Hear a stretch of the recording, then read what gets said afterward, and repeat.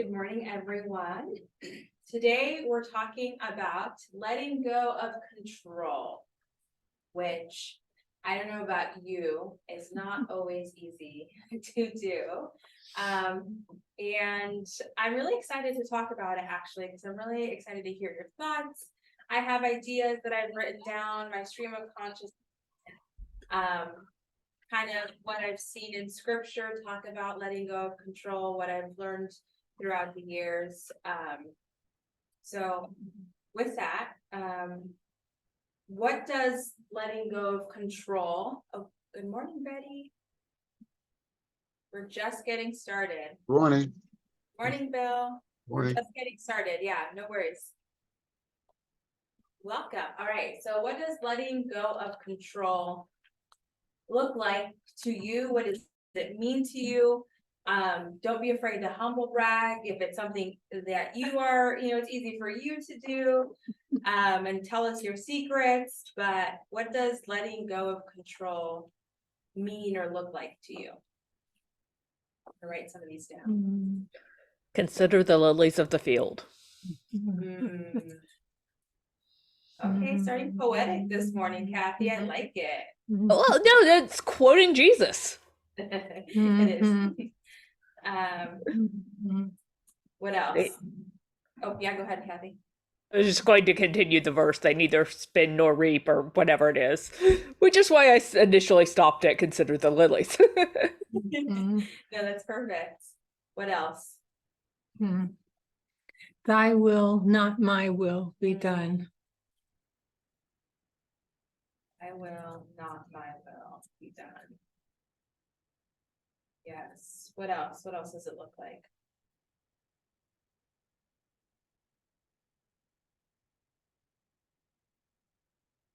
Talking in terms of religion? Are we talking in terms of temperament? Whatever you think, whichever one, yeah. I've got either one, I guess. And in teaching, you could be angry with students, but you had to be in a situation. I liken teaching as to acting in a way. So if I was mad, I tried not to really be mad inside, but I was mad for the benefit of my team, or whatever the case may be, and I could put on a pretty good show without being angry. Although I imagine sometimes when I got into one of those tantrums, in either teaching or coaching, and you didn't want to do it often. Yeah.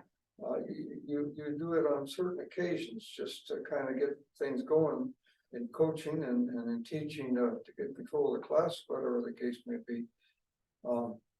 You tried not to actually really be mad when you were mad, or when you were pretending like you were mad because they're called for. Yeah. Anything else that comes up?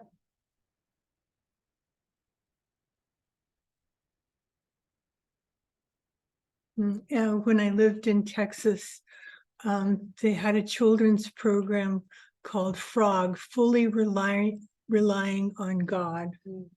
And I always thought that was a great way to help kids get started with that connection, with that belief, or that idea that relying on God is in a way giving up control. Anyway, I used to think of that often when Gene Blumenfeld was here, because I don't think I ever told him that, but he always reminded me of that with all his frogs. Kathy's always. Oh, Is it one of Jean's, Kathy? can you see No. Kathy with a frog? That's great. Does that frog have a name? Oh, she's muted. Sorry, Kathy, you're muted. Sorry, I forgot I was muted. It's not one of Gene's, but I did have it during his memorial, and so it was by my computer still. And he talked about the fully relying on God many Huh. times. So Does your frog have a name? no, he probably needs one, but I haven't named him. No. That's okay. Suggestions welcome. All right. Go for it. Okay. Bill, Um, yeah, Bill. the, I think what Mary Jane was leading to, and I was going to say also, but in a more adult fashion. I'm trying to quote, "Unto your hands I commit my spirit." Mhm. Into your hands, I commit my spirit. Yes. Mhm. Is the volume up on that, Mary Jane? Because I don't know. On the Oh, computer, on the sorry. computer. Let's see, how do I do that part? Should be like a little microphone. It is. See, quick, Yes, because then sometimes confuse. oh, up there. It might not work. Oh, yeah, yeah, it's full, unfortunately, so, okay. Can you hear Grace? Sort of. Okay, so I'll relate it too. So Bill said, unto your hands I commit my spirit, right? So another Mhm. scripture. Okay, so these are good. What does it mean to you to let go of control? Consider the lilies of the field, thy will, not my will, be done. In teaching, it could mean, you know, having self-control, right? Trying to not let the emotions take control of you, but you yourself take control of the situation. Frog, fully relying on God, and unto your hands I commit my spirit. Mhm. All right, so is it easy to let go of control?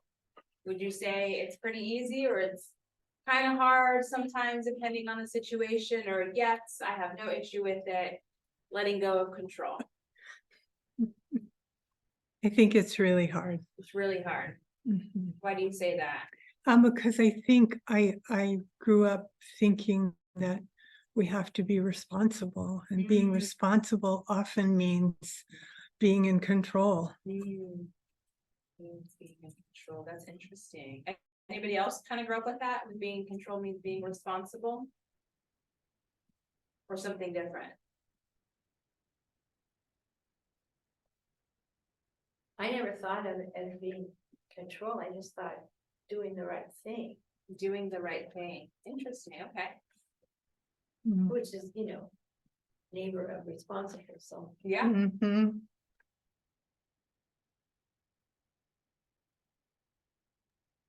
what else? That's what I say. Be responsible, but I find myself being anti-control. Mm, I don't, Yeah. I don't want the government always telling me what to do and this and that.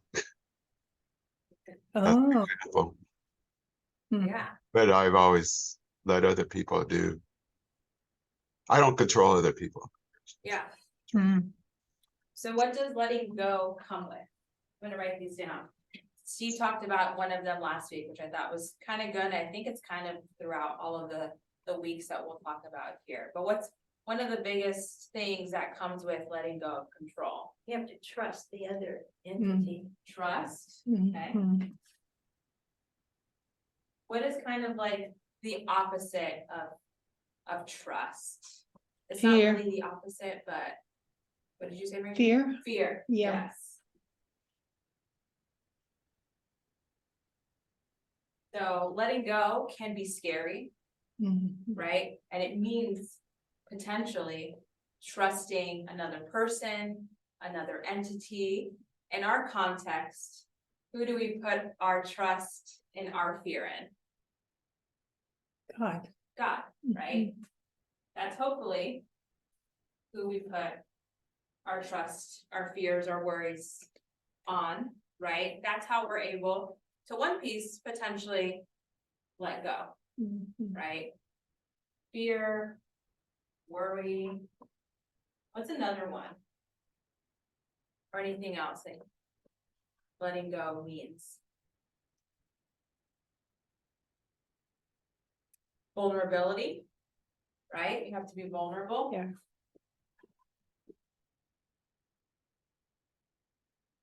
one that kind of goes along with that, where it kind of goes with fear, vulnerable kind of goes with self-consciousness.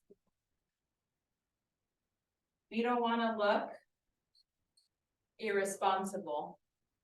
We don't want to look like we have no idea what we're doing. Right? That's scary, that's vulnerable. We don't want to look like we're leaving our brains at the door when we enter church. Right? That's a huge thing, I think, especially for Christian communities. And ours, what is that one slogan we have? I'm gonna forget it. It was a post we had this week. Totally gonna forget it. Does anybody remember? Let's see if I can look it up real quick. Which I've written it down because I'm totally on it. Right, are all these true though? You can see why letting go of control is difficult, right, for people. Difficult for us as Well, if you humans. you would be more relaxed. Here we go. Feeding your soul without disconnecting your mind. Yes. Right, so we don't want to disconnect our mind. But we feel sometimes that letting go of control means we're disconnecting our mind. Right, we don't want anybody to entrap us. Fear, worry, they're like natural human reactions, right? That's how we survived back in the wilds, right? Fear, instinct, worry, vulnerability, self-consciousness. That's how we survive, is being aware of all these things. We're further removed from that, but still, right? We don't want to just seem like people who just follow one blindly or don't think for ourselves, right? That's super important to us as a society, right? Individualism, academics, being smart, being perceived as smart, being perceived as not being able to be controlled, right? That's huge. What were you saying earlier, Jennifer? Sorry, I interrupted you. Oh, just being relaxed. You'd be more relaxed if you let go? Yeah. But Yeah. then the complete opposite, but it's actually related to fear, is just cutting, like you have been cut loose and you're just floating. Yeah. That's also Without any pattern or any direction or anything. Yeah, for sure. For sure. So what does control mean? When you have control, or what do we think it means to have control? Be in charge. Be in charge.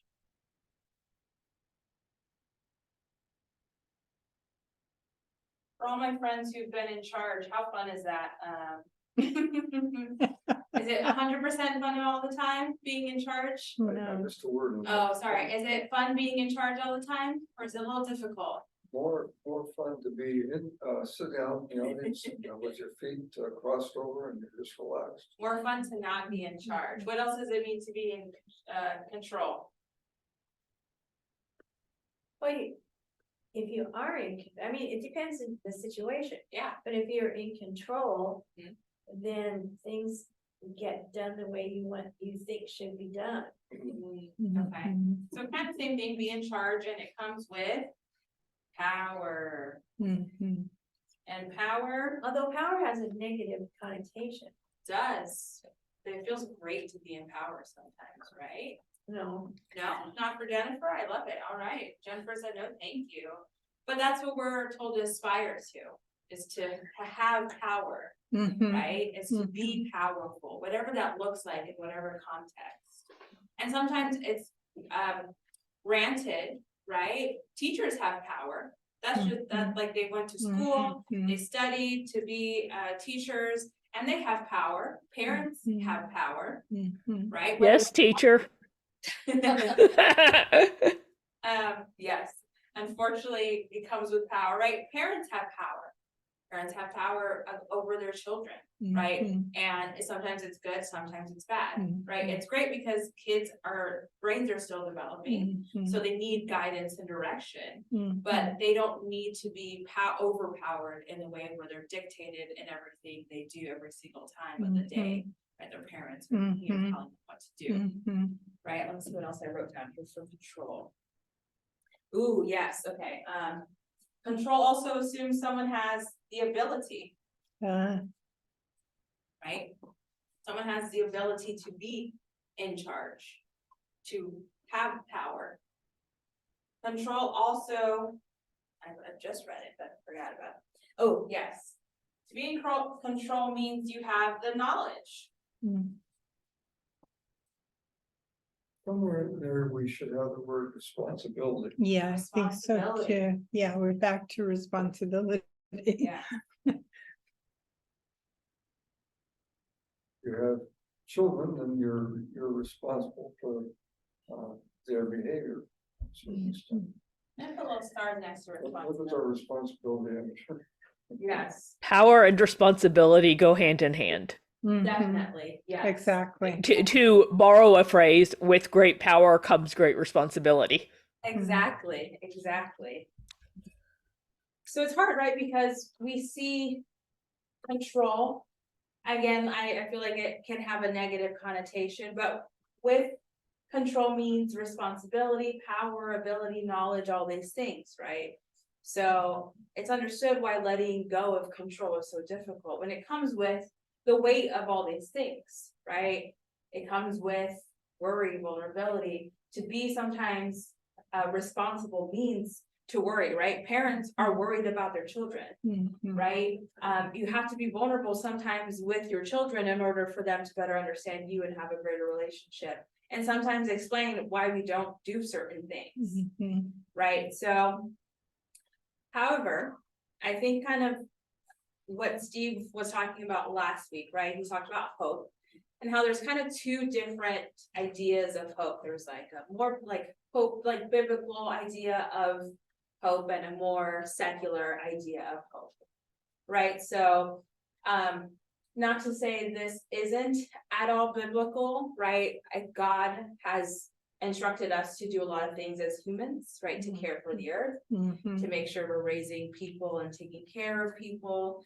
And I'll go into deeper a little bit more of that, right? But letting go of control, I would say in a biblical sense, is what Henry Nouwen says, what we talk about in Jesus, right, is like a emptiness, an emptying of yourself, Mhm. right? And so I'm gonna read this quote from Henry Nouwen that says, "We're afraid of emptiness, and emptiness requires a willingness to not be in control, willingness to let something new and unexpected happen. It requires trust, surrender, and openness to guidance. God wants to dwell in our emptiness. But as long as we're afraid of God and God's actions in our lives, it is unlikely that we will offer our emptiness to God." Can you say that again? Yeah. Emptiness requires a willingness to not be in control, a willingness to let something new and unexpected happen.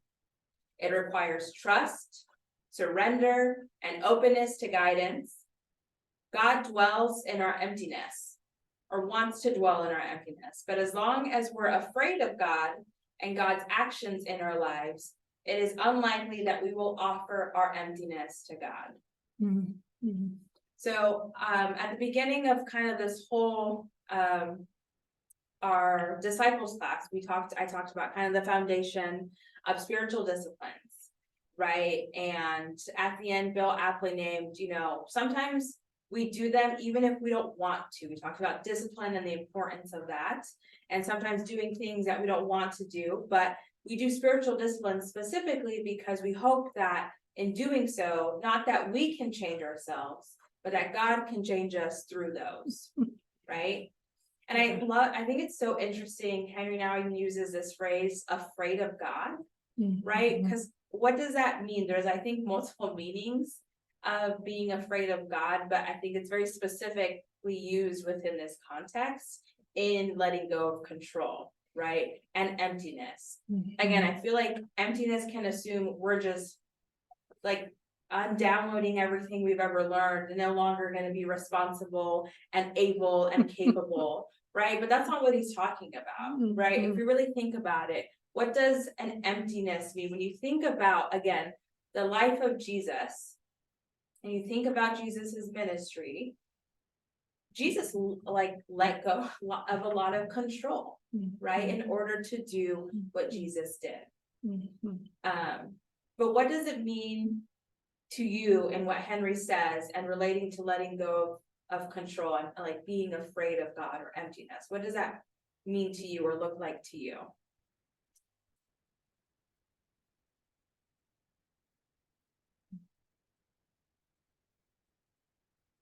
The word that comes to me is availability.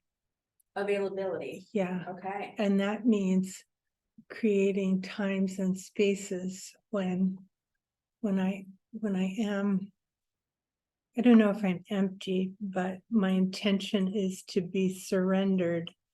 And I know that's a really hard word too, Yeah. but open and Open. available. Yeah, so availability is the word. Yeah. Like that. I think of a hymn I grew up with where the first verse is all of self and none of thee, and then by the fourth verse it's none of self and all of thee. What does that mean to you, Kathy? That it's a process of moving from being being just self-contained, in control, to not my will but thine be done. I like that. I like that you point that out too. It's a process, right? We talk about, I think, especially as Christians, the surrendering or open or, don't be afraid or anxious about anything, but in God, give all your, and it ignores our humanness. Yeah. It ignores that we're in a relationship with God and that there's context to our lives, there are situations where that may be more difficult or not.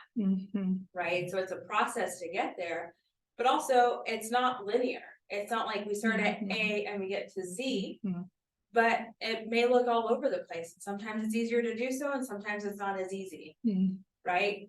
But thankfully, we're in relationship with God, right? We're in relationship with God who has asked us to be in relationship first, right? So it's not like we're having to beg God to be in relationship with us or help us. God says, let go because I will. I've already promised I will. So you're able to let go. Kind of like what Steve again was talking about last week, right? We hope in what was already past, right? We know the promises of God to look towards the future. It's not like we're starting day one here being like, okay, how do I let go of control? Because I don't really know what that looks like. And God has said, I've shown you multiple times what it looks like for people to let go of control and what can happen when they do so, right? What I will provide, what I can do when that actually happens, right? That's right.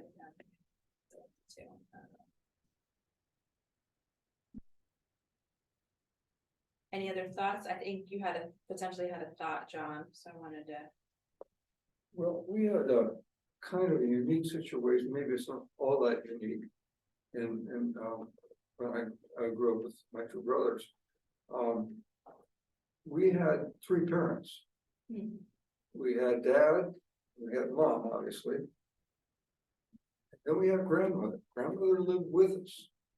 And grandmother was kind of interesting in this when I think back on it. Mom and dad made the decisions. Grandmother was there. She didn't make decisions, I don't think, that I knew about a whole lot until dad and mom left. When dad and mom went out someplace, grandmother was in charge, and believe me, she was in charge. There was no question that she was in charge. And I took a trip with her back east when I was in second or third grade. And she drove, I guess we took the train and she bought a car back east and came back in the car, but she was very much in charge of what was going on all the time. And she had all these capabilities. I never heard her say something to my parents that I heard that criticized my parents. She was, like I say, she knew when she was in charge and when she was not in charge. And when she was in charge, she really was in charge. Yeah. And I think that's something why I kind of put stars by responsibility, because I don't think letting go of control means you lose responsibility, Mhm. right? That's not true. That's not true letting go of control, Mhm. right? Control is using power, using knowledge, using fear in order to manipulate, Mhm. in order to make people do things that you want to do, whether good or bad, Mhm. right? Control can sometimes be really great, right? If you're having all these people donate to the poor and give their time and energy and money to help the least of those, someone would look and say, what's wrong with that type of control? Right? But control is out of a place, again, of that doesn't recognize the ability for others to be themselves, to be who they are, to come from a place of themselves, to trust that they are capable and they are as kind and compassionate and all these things that we are as humans, right? Control says, I'm gonna do what I want to do, whether good or bad, because I think it'll be the best result, right?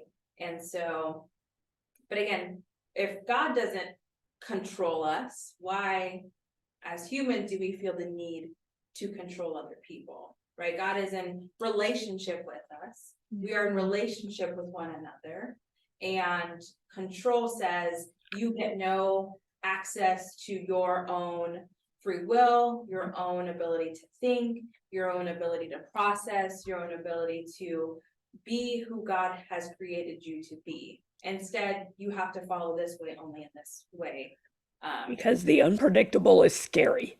Because the unpredictable is scary, totally, right? Mhm. Yes, absolutely. And if we can control everything, then everything is predictable. But we know even when we try to control, that's not true, Mhm. right? We know even if we try to control and try to predict every single outcome, it doesn't work.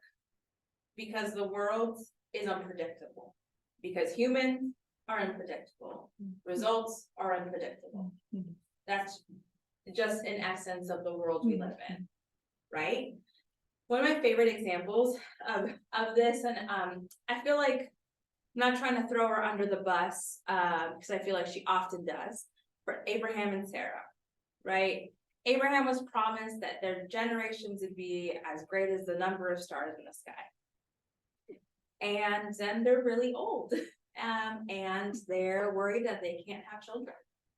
And Sarah takes it into her power and her responsibility to make this happen.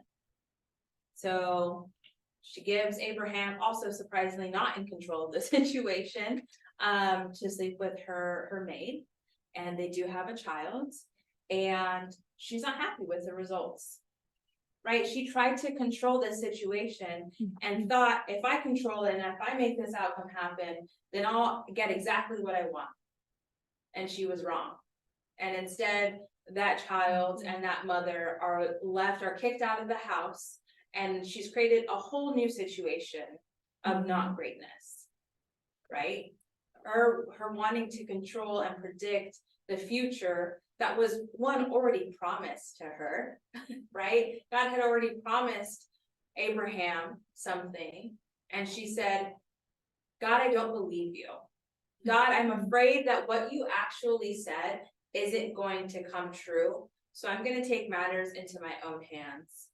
And that was the result. Maybe The God, Lord helps those who help themselves. Yeah. Yeah. or maybe exactly. God can be forgetful. Maybe she just, Yeah, exactly. You want to win the lottery, it helps if you buy a ticket. Exactly. Except I figure if God wants me to win the lottery, that ticket's going to enter my life somehow, Exactly. Yes. whether I buy it or not. Yes. Might be a gift, might be blowing down the street. Exactly. But the thing with that, right, is, you have to buy a ticket. God can be, sure, it can be forgetful, but God had already been clear about what was going to happen. Mhm. There was no Mhm. question or fear or like uncertainty, right? It Yeah. was, this is going to happen. Whether it's on your timing, whether you like it for when it happens or not, doesn't matter, Yeah. right? Yeah. So I wasn't saying that I think God can be forgetful. I Oh. was thinking that maybe Sarah thought, well, maybe that one just slipped off the list. Definitely. You know, Yeah. being human, we Yeah. know about forgetfulness. Yeah, definitely. Exactly, right? And again, we put these things on God because we Mhm. want to control God, Yes. right? And but again, it's a process. It takes time. It looks different than when we think it'll look, right? We have to be, like you said, beautifully, Mary Jane, available and open to what God has promised and what God has said. Mhm. Right, so that's one of my favorite stories. It's not a great story, I think, right? Because then Hagar and Ishmael are kicked out, but it results in, Hagar is one of the first people that God actually directly speaks to within the scriptures. Mhm. And we'll take care of. So again, as I mentioned earlier, another big example is found in Jesus. Right, I'm sure that Jesus had his life kind of set up, right? They kind of did. They had, what profession they were going to be in, whatever that looked like, whatever his father did, and going into ministry meant a whole slew of letting go and vulnerability, right? Jesus didn't have a home at that point. Jesus decided to say, God, I will trust you in what you have asked me to do. And so in my ministry, right, had to let go of the power, of the control, of security. And that's terrifying, right? I also understand why we don't want to let go. It's secure. It's safe to not let go of control because, right, we can make sure that we're doing okay. We can make sure that we're taken care of, right? We don't have to worry. But again, anything can happen. Anything can potentially ruin our trajectory, can ruin our funds, you hope that you can recover and that you have enough. But there's also this place of community that I don't think we often talk about, that we forget about, which is talked about in the scriptures a lot, especially as the church Big C begins. But that is included in letting go. Right, it's not that we're letting go and there's no fallback and there's nothing we're going on to. It's that God has said, I've created a community of people, right? I've created you all to be in relationship with not just me, but with one another, so that if anything does happen, I'm here for you. We're here for you, right? And so that's what happens in Jesus, right? Jesus has a lot of people who support his ministry, where him and his disciples can lay their heads and can get a meal, right? It's not like Jesus did this and was just like, okay, like, maybe Jesus was starving sometimes, and this is not the life that we're all expected to lead all the time. But there were people in the gospel to talk about people that were supporting Jesus and the disciples, right? Because it's in doing the work and letting go of control, and in this instance specifically, and spreading the message of the gospel, right? There was community. There were people there that said, right, we're meant to live in community in general. So let's support the person who's doing the work to make sure that this good news is spread. Right. And his speaking out resulted, unfortunately, in death. Right, that was meant to demonstrate wanting to control Jesus and the gospel, and essentially God, even though I don't think we may talk about it that kind of way, but it's controlling and shutting down Jesus. It's trying to control the narrative of really the gospel and who God really is, right? Jesus is saying, come to me and I will give you, everlasting life, everlasting water to drink from. I will give you the community that you seek. I will see you for who you are. And the powers that be did not want that to happen, right? They wanted to control the narrative of, no, you are a part of a hierarchy that needs to be controlled, that must rely on the government or whoever, right? In order to people to do what they wanted them to do. Any thoughts, questions, comments that come up? I feel like I was talking a lot there, but.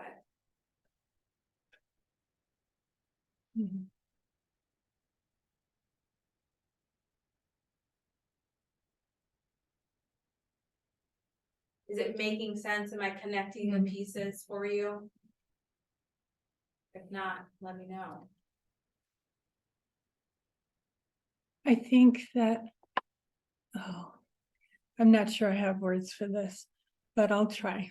I think growing up, I got the sense that God was out there and God was always looking down on me, watching me, but it was really a watchful judgment of what I was up to. And it was a fearful relationship. And I think that for me, part of the spiritual growth or path has been about realizing those things in the script. I think there are things in the scriptures that say God's within us. The spark of God is right here. Yeah. And what else to say about that?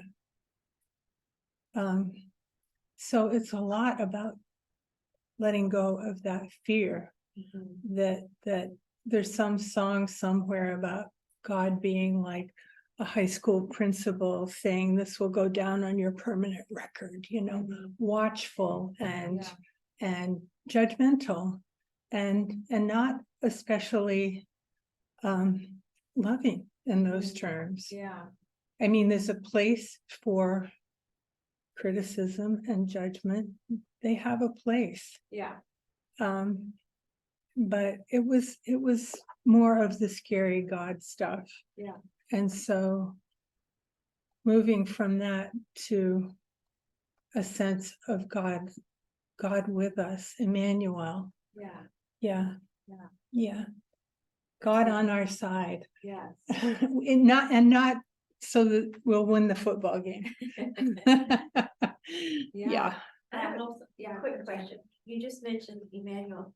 So is that just another name or does that mean something else? Emmanuel means God with us. It is another name of God. Yes.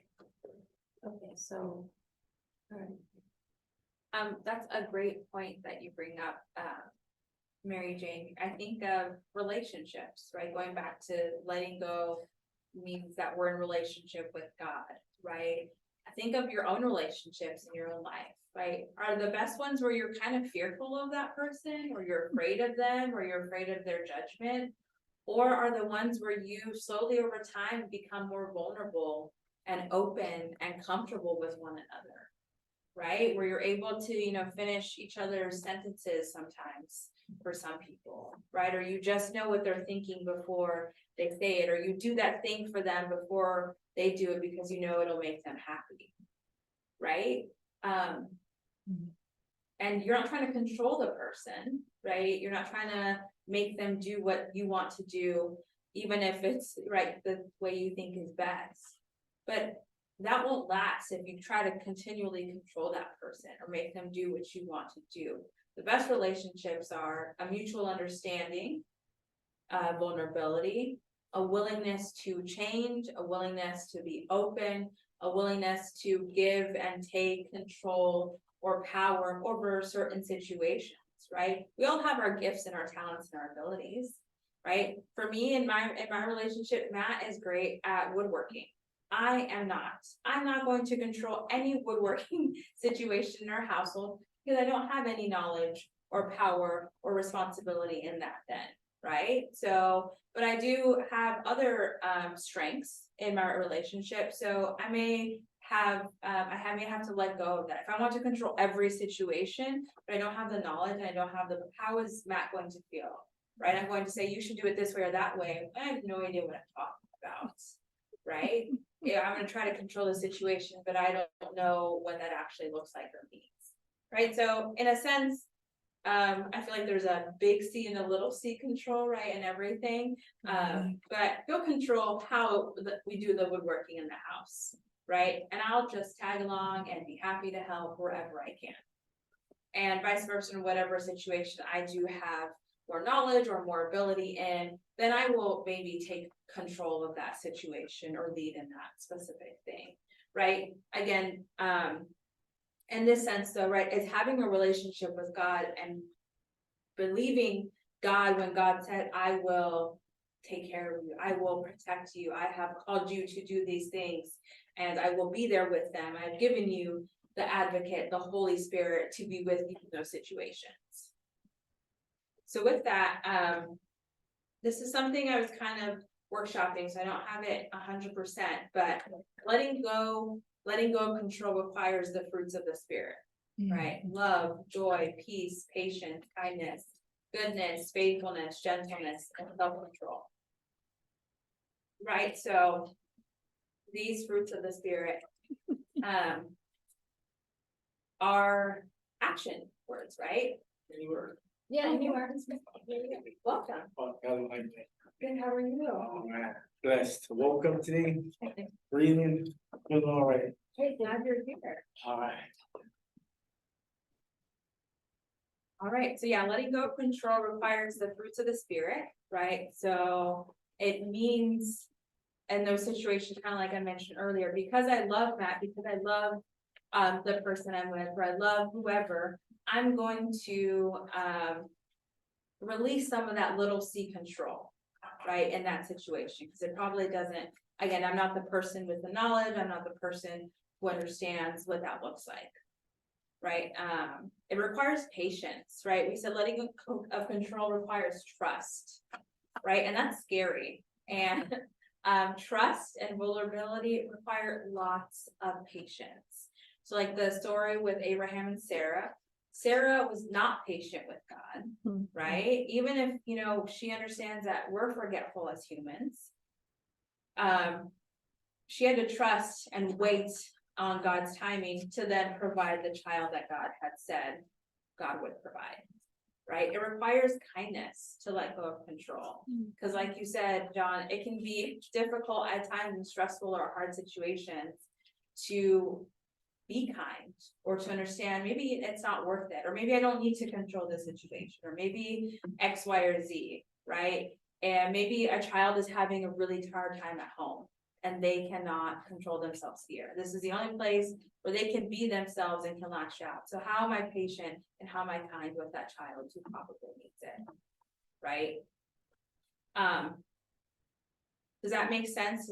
And that kind of what we've been talking about, letting go of control and kind of it being in relation, that means being in relationship with God and believing that God says who they are and that they will do the things that they have promised. Does that make sense to you, or like what are you thinking, what's connecting for you or not?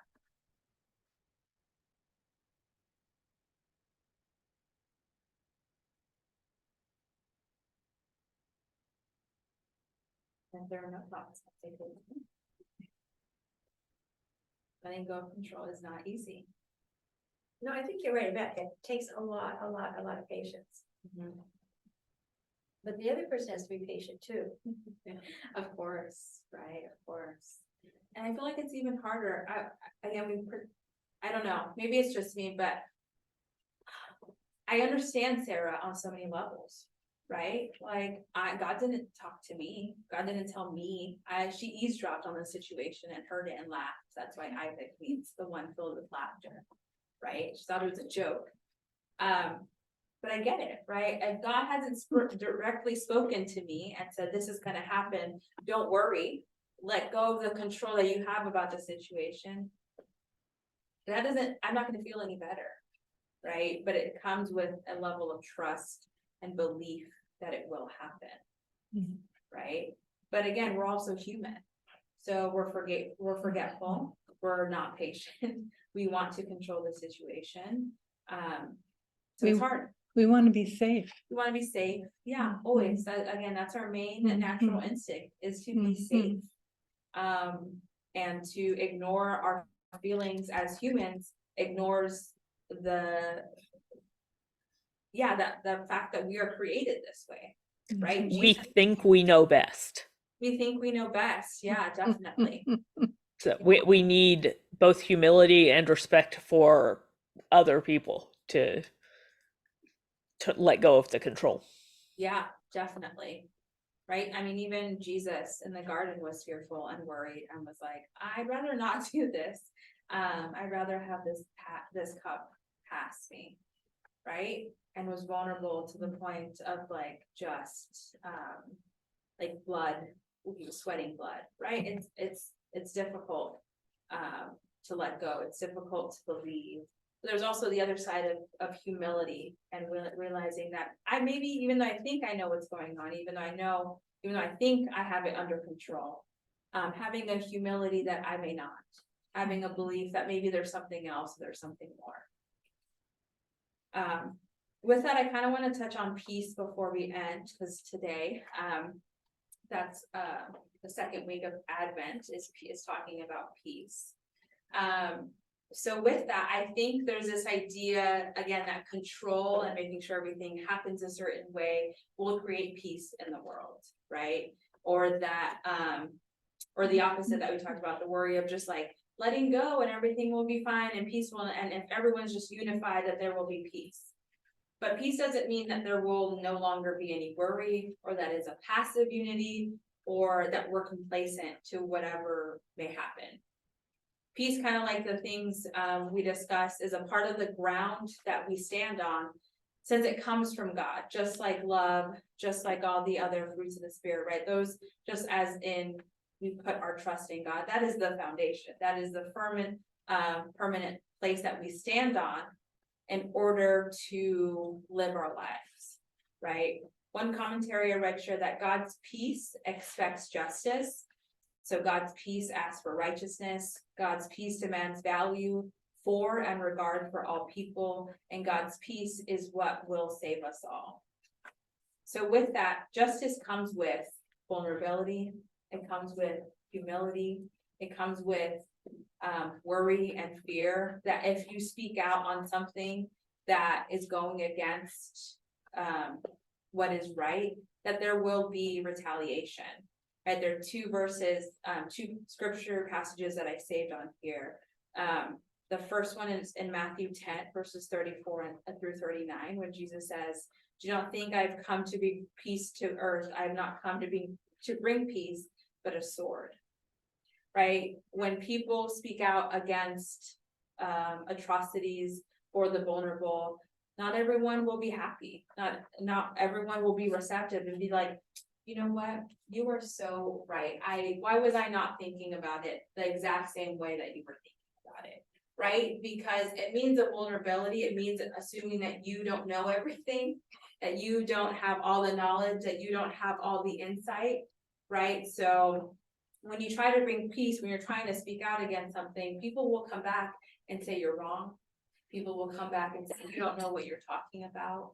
Right? Again, the fear that you are letting go potentially of control of like, I know the situation, I know what's going on, and letting go of that, that's hard.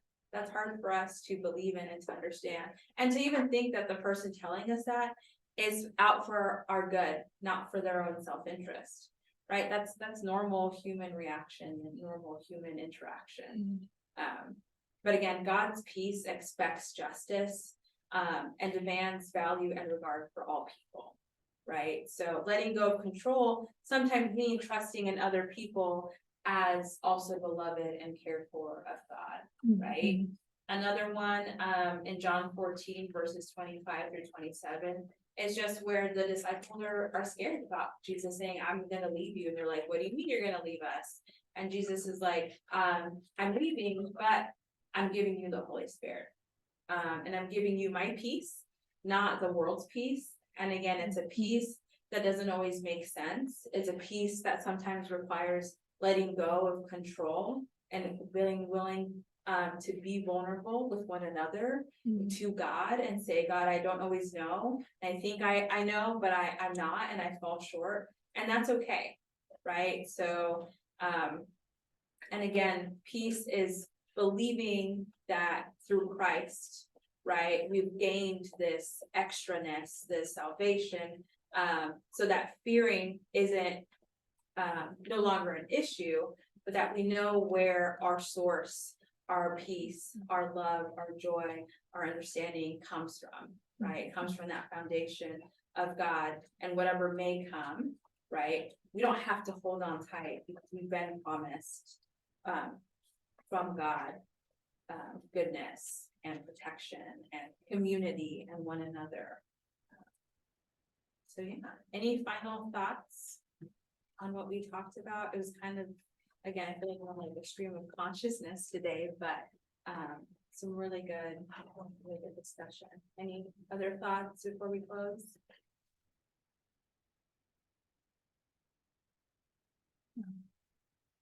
Thank you, Tessa. Thank you. Thanks, everyone on Zoom. We'll see you in a little bit. Thanks for your input.